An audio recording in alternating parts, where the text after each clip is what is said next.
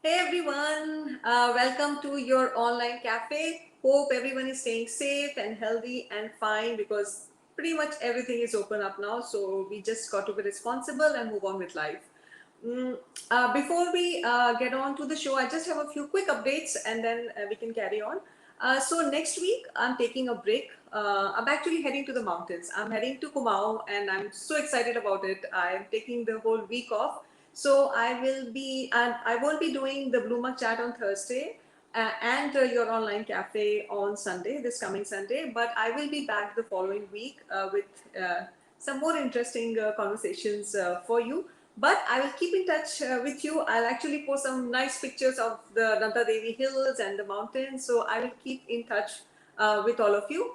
Also, one of the things that I wanted to also mention is that if you like the conversations, the talks that I'm bringing to this channel, please like, subscribe, and share my platform, just underscore Sonal, because I'm trying to bring in relevant topics to this platform, which actually adds some value to the quality of life that we are living.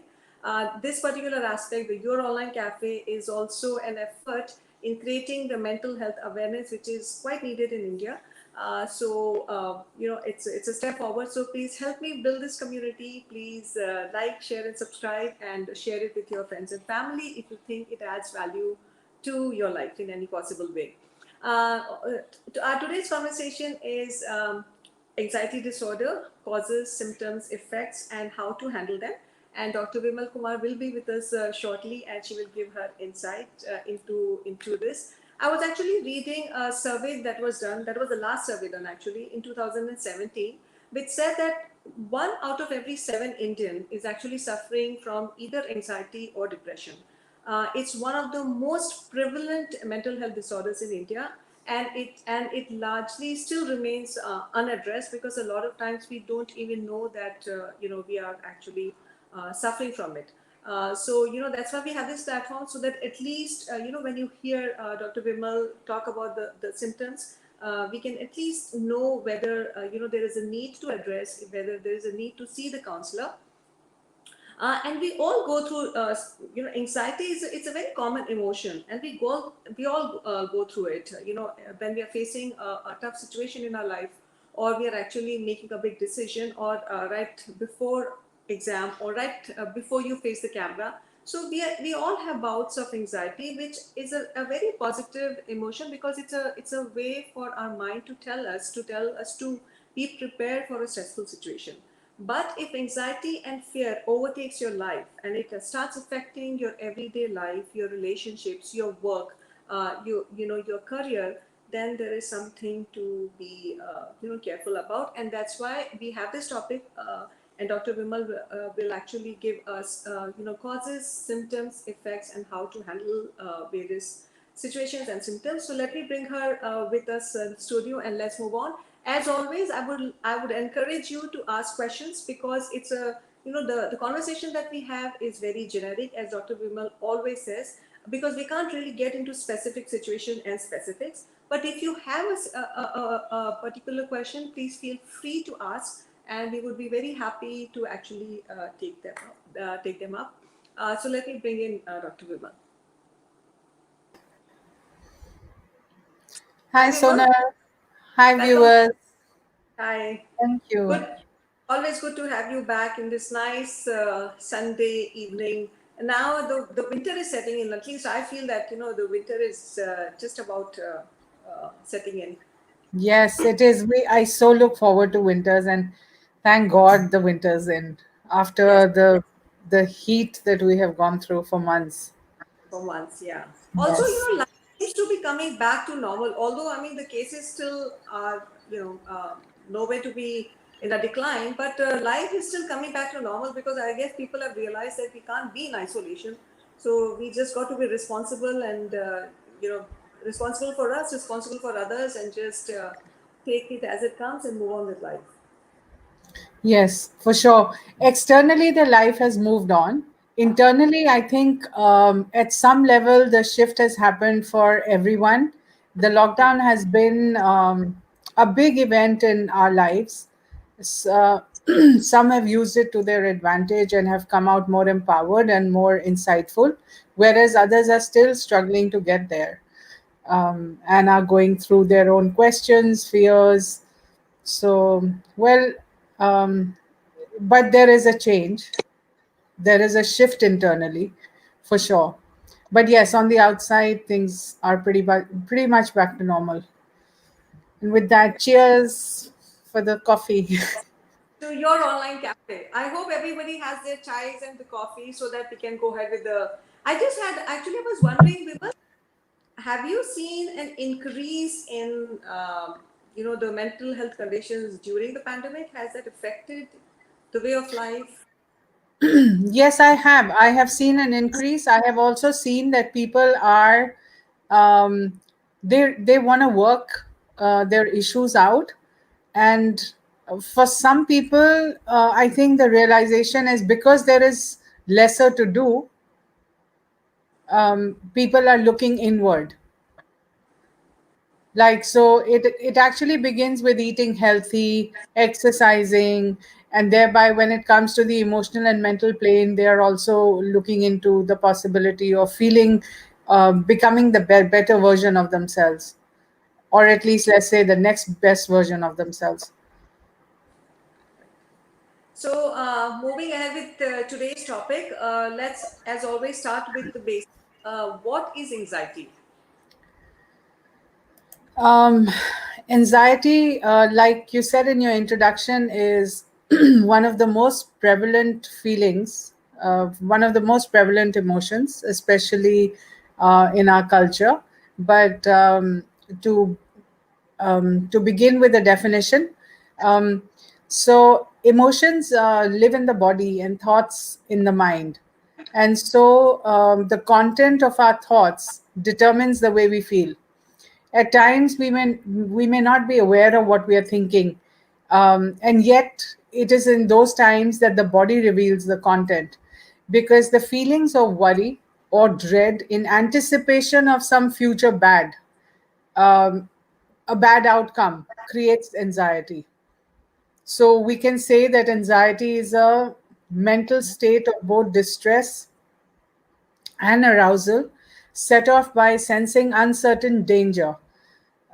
It could be uncertain or it could be unreal. It encompasses both cognitive elements and physical sensations, so such as jitteriness and racing heartbeat, palpitations, sweaty hands. These anxious feelings are a natural way for the body to prepare itself for an important event. And occasional bouts of anxiety are natural and sometimes even productive.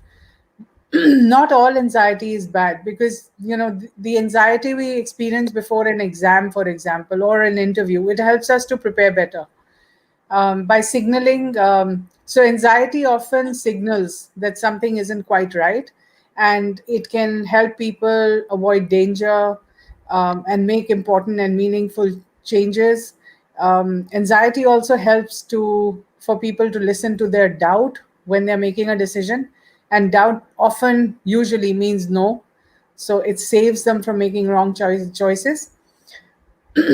Um, and if you find it hard to control your worries, and if these constant feelings of anxiety affect your ability to go about your daily activities, then it may be a case of an anxiety disorder. So, actually, my next question was just that how do you differentiate between the regular anxiety and anxiety disorder? Yeah.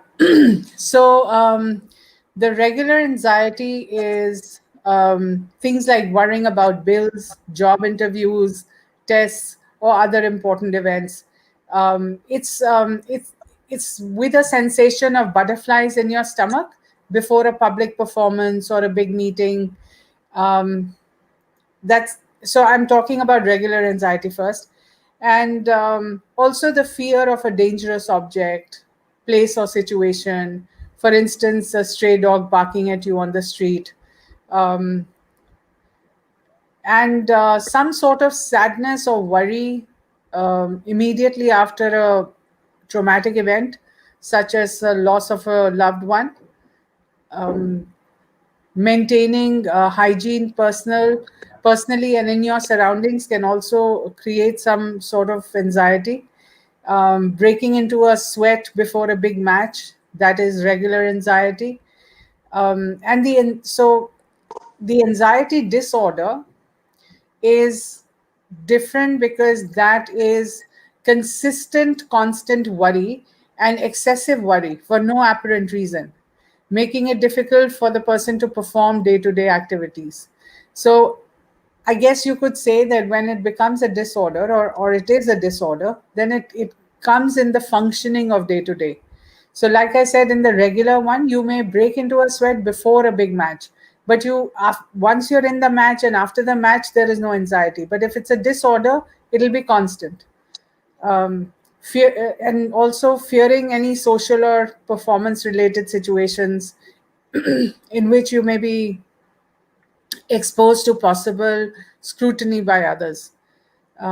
You may fear that you will act in a way that will be humiliating or embarrassing, and not being able to deal with that. Um, just the thought of that is a disorder. Irrational fear of an object or a place, such as fear of entering an elevator or believing that if the elevator stops, then escape will not be possible. It could also be repeated flashbacks, dreams, and subsequent worry following exposure to extremely traumatic events in the past.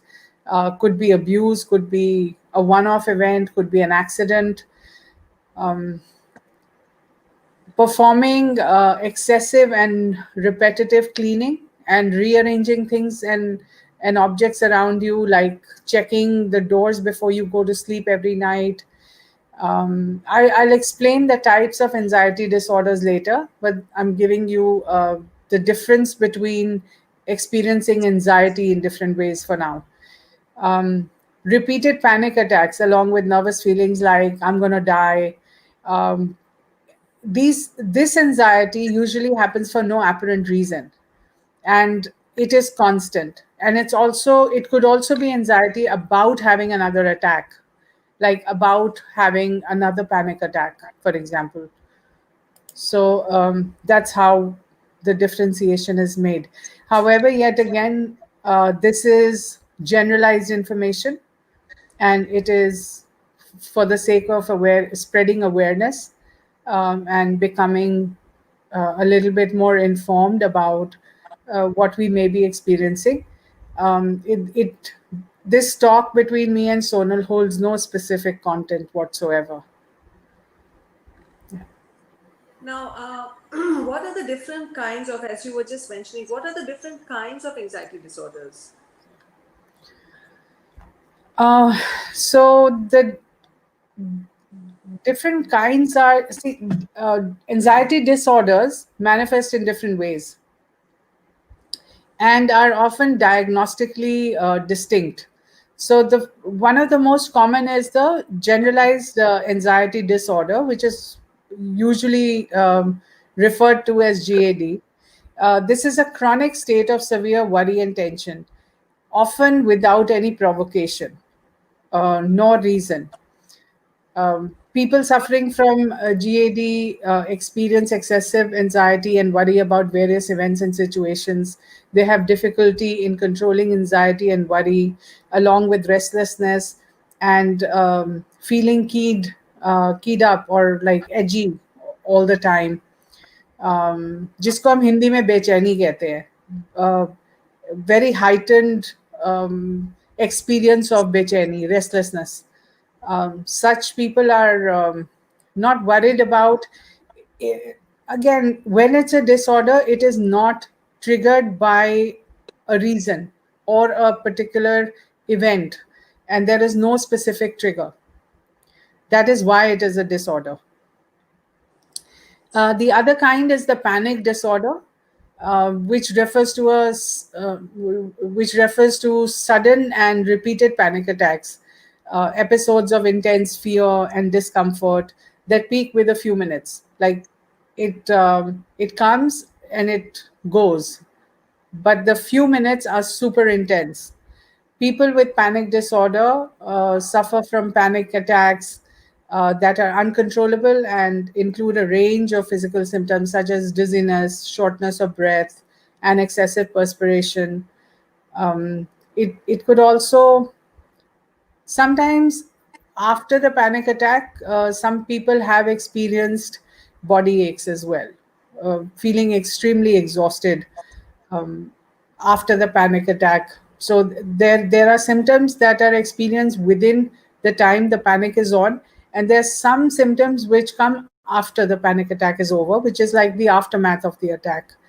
So during these episodes, they people also report psychological symptoms like experiencing thoughts, impending doom, and feelings of the ultimate catastrophe, like I'm going to die, or I'll go crazy, or there is no coming back from this situation, everything is lost. Uh, these attacks happen for no apparent reason, and the person then lives in constant fear of suffering another such episode. Because, and this is one of the aftermaths of the panic attack, that the fear of having another one remains alive. Yet another one is the obsessive compulsive disorder, which is marked by intrusive thoughts or compulsions to carry out a specific behavior, such as hand washing, checking the lock on the car, or the locks and chitkanis at home. Um, anything that is compulsive behavior comes under this.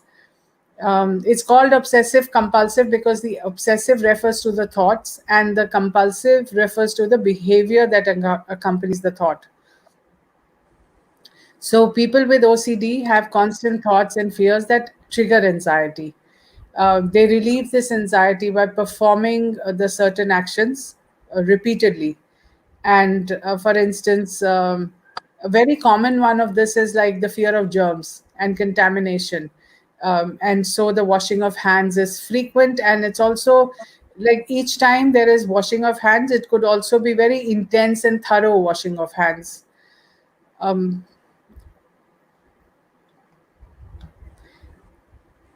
Social phobia and social anxiety disorder is yet another type of anxiety disorder. People with social anxiety disorder fear social performance. Any situation which is performance related, it could sometimes it can even manifest in like apprehension to go to a wedding or attend a meeting where they know that there will be a lot of people around. There is fear of being scrutinized by the others around. Um, and it's also possible that somebody has this and has never had an experience where they have been criticized or scrutinized by another person, but they still have the fear.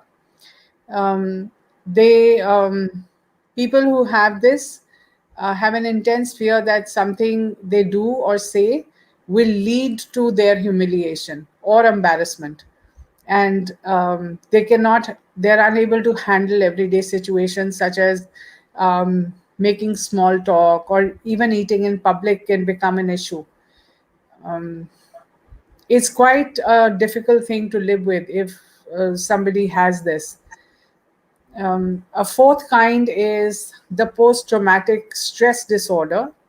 This may develop after experiencing or witnessing a traumatic event in life. Being a part of witnessing an extremely traumatic event, such as accidents or an assault. Um, I know of someone who was in the flight, one of the flights which was hijacked, and it took such a long time for this person to heal from the PTSD, because it wasn't well it was, he lived it through a few days, but the intensity of the experience and the fear was too intense to be forgotten. Um, so uh, the a person who has PTSD may experience difficulty sleeping or relaxing due to constant flashbacks of the event. And these are the four large, I mean, the let's say the classified stress disorders, anxiety disorders. However, there are some specific phobias as well which cause anxiety, such as fears of flying, fear of being in a crowded place, um, also fear of spiders, lizards, rodents, high rise buildings, um, fast cars. And if, I'm sure, like, if you know of someone who has a specific phobia, um, it's there is a long list of them. So also closed spaces is another very common one. Right. um, Phobias are fears. So to define phobias, fears are something which we which is more mild, and phobia is something which is more intense. It's the more intense version of the fear. And a person will go to great lengths to avoid the object or the situation that triggers the anxiety. um, Anxiety is often accompanied by depression, and the two, depression and anxiety, share an underlying genetic architecture. um, it's not it's not a mandate that everybody who's experiencing anxiety will have depression, but it is likely that they may have depression. So, is this genetic, Vimal, anxiety? And it looks like it's a everything comes under anxiety disorder, whether it's OCD, social anxiousness, phobias. So all of these mental disorders are also part of the anxiety disorder. Then, so I think it covers a huge umbrella. I didn't know that. Yes, it does. And also, if we were to really simplify it, anxiety is a symptom of fear. And so all these things that I have mentioned, all the categories of the anxiety disorders that I mentioned, it's fear which is the common denominator in all of them. So, what goes on in a person's mind? It seems like anxiety disorder originates in the mind, where there are these notions and fears and phobias which are not even real, right? So, what Right. triggers it? What causes it? Is it genetic, or is it caused by an event, or is it caused by a situation, or what are the causes behind anxiety disorder? The most common factors that cause anxiety disorders are family history, for one. People who have a history of mental health issues in the family and may usually have problems with anxiety. For instance, OCD can be passed down in a family. Um, it could also partly be learned behavior. So I'm not saying that family history refers to only genetic element. It could be learned behavior as well. um, Often a go-to response in behavior can become a coping mechanism for feeling anxiety as well. So it gets into this vicious cycle. So if you feel the anxiety, you carry out a behavior, you feel better, and you do more of it. And that is how usually OCD is manifested. um, Another common factor is stressful events. Stress at a workplace, loss of a loved one, or troubled relationships can also trigger symptoms of anxiety. It could be caused by health issues, ailments such as thyroid problems, asthma, diabetes, or a heart disease can also cause anxiety. People suffering from depression can also develop symptoms of anxiety disorders. For instance, someone who has been suffering from depression for a long period may start to underperform at work, and this can lead to work related stress, which could then trigger anxiety. Um, Substance abuse, people who are into heavy usage of drugs, alcohol, and other substances, develop anxiety problems with the effects of the substance, um, which then begin to wear off in withdrawal, but they wear off after a time. Like, so when there is withdrawal of a substance, it usually manifests in very high anxiety, and then it tends to wear off, which then goes to prove that it was the anxiety disorder was because of the substance. um, Personality factors also I'm sorry, my throat is a little. Personality factors is yet another cause for anxiety disorders. Sometimes people with certain personality traits, such as perfectionists or people who like to be in control, develop anxiety related issues because perfectionism is a hard thing to live up to. It's a lot of pressure. And also people who like to be in control, because in life it's virtually impossible to be in control of everything and everybody. So it's going to lead to heightened anxiety. Childhood experiences such as a early trauma or a parental overprotection can play a role in forming an anxious disposition. In people with anxiety disorders, the brain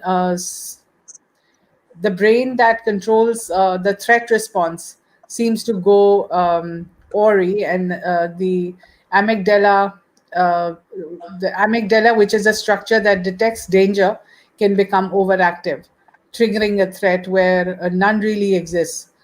So these are some of the common causes.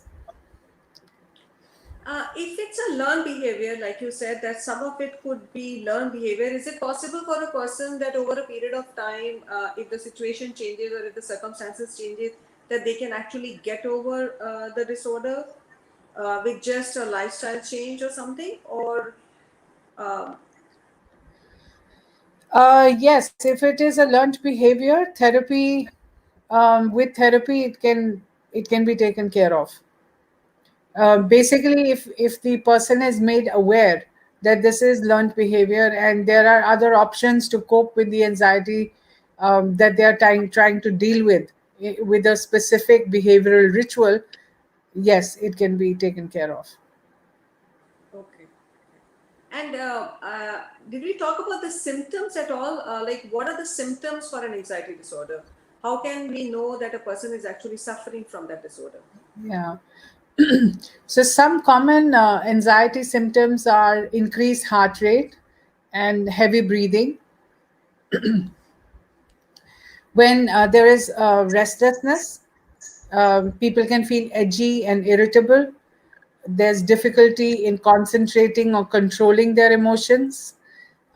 Physical symptoms can also include fatigue, trembling, trouble sleeping, stomach aches, headaches, and muscle tension. Sometimes there is pain all over the body as well, with increased muscle tension. When I say increased muscle tension, the way we experience it is when we say that we are waking up stiff, the body feels super stiff. Right. There could be a tightening sensation in the chest, and unsustained and growing worries, which causes more and more restlessness, obsessing over needless things, leading to compulsive behavior. Um, when I say, okay, I'd like to give an example here because this could be misunderstood. So, obsessing over needless things, I mean that it could be a repeated thought, and leading to compulsive behavior means that it could be cigarette smoking. Like a person who usually doesn't smokes ends up smoking, let's say, 5 cigarettes a day, and the day after, and the day after, and then he may just leave for the time he feels better and then come back to it. So it could be sporadic, it doesn't have to be consistent. um, those worries, anxiety often involves worrying to an intense and excessive degree. So, every time, I just want to clarify that, because every time I mention anxiety, anxiety is something that you're feeling as a symptom of the repeated thoughts. So those worries can apply to any respect of life, from social situations to family dynamics to physical health and professional concerns as well, financial concerns too. And a person's angst or dread can be drastically out of proportion to the actual challenges that one is going through. So it's way out of proportion. Like if somebody says something and there is a rage outburst or a volcanic explosion of anger for an opinion which is stated, that would be an example of a drastically out of proportion uh, response, reaction rather. People who also irrationally believe that the worst case scenario is inevitable, this is referred to as catastrophizing. So these are the common some of the symptoms. Not all of these have to exist for a person to be diagnosed or to be um, classified to have anxiety. Even some of them, let's say five or more of them, is enough to say that a person has uh, increased anxiety. And so once the symptoms are established and we know that somebody is suffering, how can that be managed at home? I'll come to the cure after this, but what are the ways that that can be managed by the person and by the family and friends around? So let's do the caregiver first. Like if you're living with a person with anxiety or a friend who is suffering from anxiety disorders, your support can go a long way in reducing their distress. So, as with any sort of illness, the first thing you need to do is to learn about the sufferer's problem so that you can empathize with their condition. Um, a lot of the times people try and hide what they're going through because there's fear of being judged, and also being judged and the problem being minimized by the other person, which creates a doubt in the person who's going through the experience, and it makes them question, is this even for real or am I just making it up? So empathy is an important it's important to attribute for yourself as well as for the other person, to form a rapport, to then be able to converse about it. Dealing with people suffering from anxiety disorders requires a lot of patience. Um, it requires a lot of patience, and yet they also need to be pushed and encouraged from time to time to come face to face with their stressors or fears so that they can overcome these fears. So it needs to be a balanced conversation. Like you need to push them yet not judge them, and at the same time empathize with them. You need to encourage them to go for therapy and medication if required. And it is also essential that you take care of yourself so that you're not irritated when you're talking to them, because some behaviors can be irritating. So I think acceptance and validation is what as a support is what we can offer. Yes, That yes. really help them to also open up and communicate, which can then further be taken forward as opening up and then followed by counseling and so forth. And how is it curable? Can it be cured? It's absolutely curable. There are many skills which you can learn in order to manage your anxiety. Thinking differently tops the list. So, and there are books on it. There are self-help books which help you to think differently.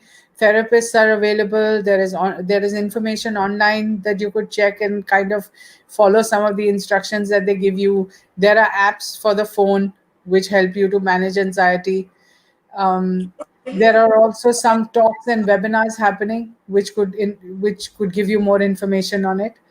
um, Thinking differently tops the list, like I said, and Apart from that, change of lifestyle, such as exercise, is necessary, because emotions live in the body, and anxiety is a highly restless emotion, and it needs that energy needs to be channelized into exercise.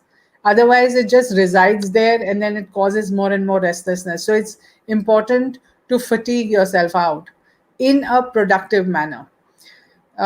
Breathing exercises is are very helpful. Relaxation relaxation are some of the common techniques that people use and feel very helped by. There are various relaxation techniques that one can use, depending on the kind of anxiety one is experiencing. One can take help from an expert. um, avoid too much caffeine and alcohol, cigarettes, or any other substances.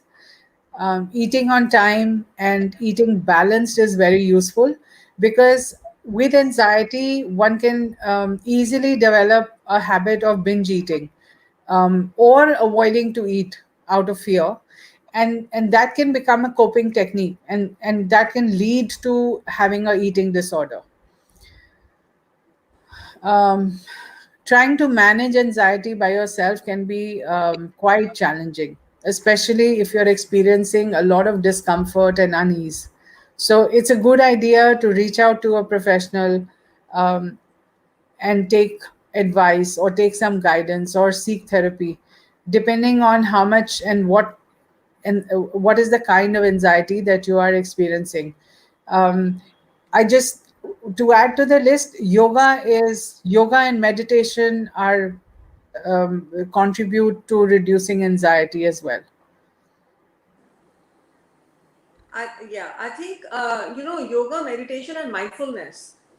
If we actually do it on a regular basis, that itself takes care of so many ailments. Mental, physical, emotional. I think we should just do a show just based on Yeah, um, effects of meditation and mindfulness sometime. yeah.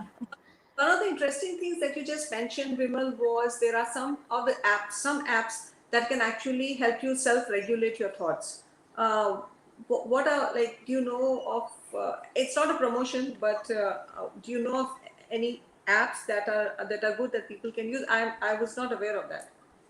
Yeah, I wasn't aware of it, but some of the people I speak to have resorted to Headspace, Calm, and those are the only two I know. But I'm sure there are a lot of the others which are there.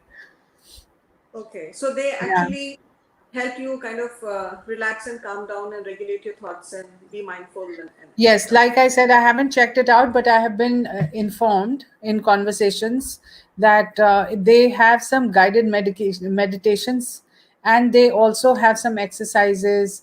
And in the guided meditations, I guess they use affirmations, and affirmations are the seeds to planting new thoughts. So so those are some of the things that they do. But I I would like to clarify here that mindfulness in anxiety is not just therapeutic, it is therapy in itself. Because, like I mentioned, anxiety is a result of latent fears. There are not visible. And with mindfulness, you bring to the consciousness and awareness what you are fearing, and that is what coming face to face with your fears and stressors means. And that then helps you to deal with it, because that is mindfulness, when something comes to your awareness, and then you have options to deal with it differently. Right, right. You become more aware of your thoughts, and the moment you become more aware of your thoughts, you're already creating the detachment from yourself. So you stop associating yourself with the thoughts all the time. So Yes. yeah, I'm a firm believer of meditation and mindfulness. I honestly, would one thing that I would like all the viewers to try, if they not don't already. And I'm no guru, but I have just my own experience that mindfulness and meditation can actually resolve so many of any situation, I think, because you start thinking differently. The more awareness, you're more thoughtful, the focus is more, I think it creates a wonder in anybody's life. Yes, Riaz Khan. and to sorry to add to what you're saying, we can also say it reverses age so that it can encourage people to use it more. Yeah, a very big factor to actually, I also feel that the schools should start, actually, a lot of schools do. I know a lot of schools have actively, consciously taken up mindfulness as a part of, not a curriculum, but they make sure that they do it in the PE sessions or something. Because this is one thing that I think, even even if they start in kindergarten, it's not going to have any negative impact whatsoever. There is a comment from Riaz Khan about the apps, and he's saying there is another app called Insight Timer app that helps too. And because he's actually used them, Riaz, thank you so much for that information. I think I've pretty much covered most of the things that I wanted to cover. Vimal, if there is anything that I've left out, or viewers, if you have any questions, please, this would be the time to ask them. Uh, Vimal, is there anything that you would like to add on to what I've asked already? I don't have anything to add on. It would be nice to get some questions so that we can give a direction to our conversation according to what people would like to hear us talk about or hear us say or add to the topic, perhaps. Or maybe even have a suggestion. Um, Maybe have a suggestion for us to talk on a certain subject, which we could then schedule for a Sunday. Yeah, yeah, that's a very good idea because see, most of these topics that we are covering up are all coming from the audience. Even today's topic, I'm actually picking up the topics that are coming to me because it has to be relevant to what people are going through.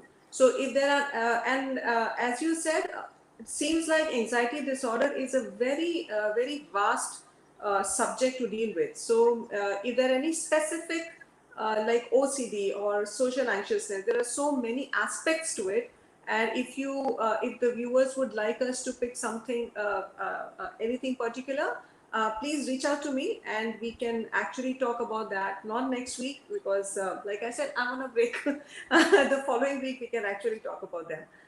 So I think with that, I don't see any questions for this particular topic. So with that, I think we have come to the end of the conversation. And as always, there's one question from Riaz Khan. How do you handle binge eating, which is a result of anxiety and stress? Very good question, actually, and thank you for asking that question because I know a few, friends who are used to binge eating and making a conscious effort to actually get out of that. So that would really help. So, binge eating is, like I said, it becomes a coping when there is an experience of extreme restlessness. We need something to do. We feel that we'll feel better if we have something to do.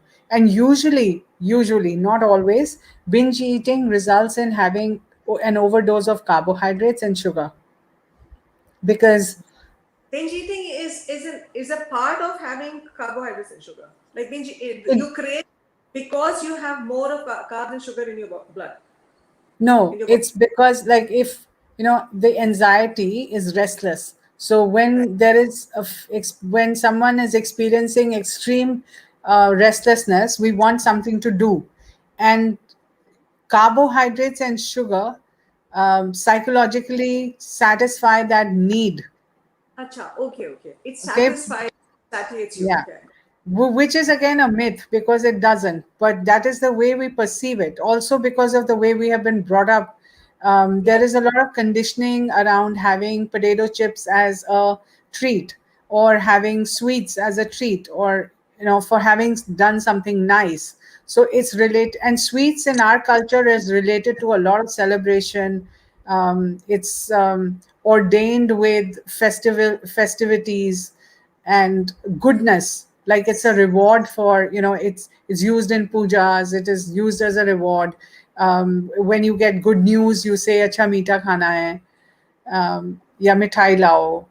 So it's all these psychological messages around food have an effect on. So the psychological message that relates to binge eating is that it will be the carbohydrates and the sugar which will give you relief from that restlessness, and thereby binge eating happens. The way there is a process to it, like each individual case needs to be handled differently, but overall, usually it is by therapy and making the person aware that there are options. This is not the only thing one can do, there are options. Okay. And um, and by that, then, it's more cognitive therapy rather than other forms of therapy, and that is how recovery happens. However, I would like to highlight that the sooner the intervention happens, the more effective it is. The longer you wait, the harder it gets. Okay. Okay. So for binge eating, you need cognitive behavior therapy sessions to get over that. I wouldn't like to classify it specifically. I said Okay. it is relatively more cognitive. It could also require other interventions, but it's because it's a behavioral issue. So it's more about the behavior that we speak about in the therapy. Okay. Okay. I hope that helps, Riaz. I don't see any more questions. So okay, and I think we are almost at the end of the time session also. So thank you again, Vimal. I'll see you guys not next week, but the following week on just Sonal and on the Bloomer Chat and your online cafe. Have a good weekend, the rest of the Sunday. This is just Sonal signing off. See you soon from the mountains. Bye.